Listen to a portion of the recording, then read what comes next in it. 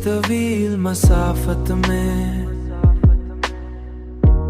मैंने बहुत से चेहरे देखे,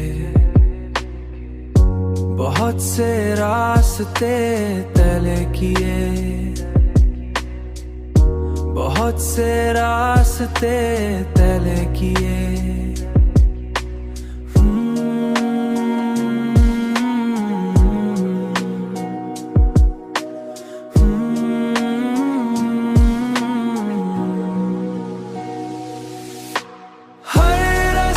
किसी ना किसी मोड़ पर तुम्हारी याद की तरफ मुड़ जाता है,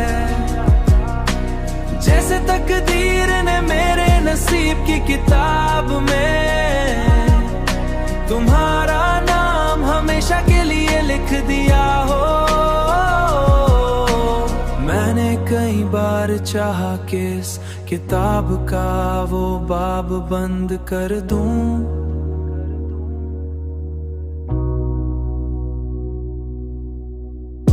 मगर की जिद भी अजीब है,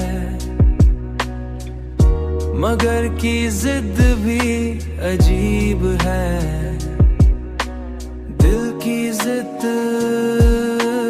दिल की जिद, वो हर बार वही सफ़हा खोल देता है, जहां तुम्हारी मुस्कुराहट की रोशनी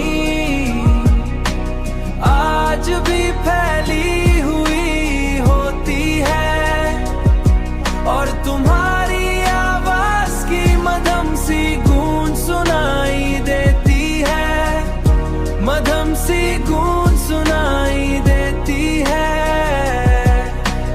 मधम सी गूंज।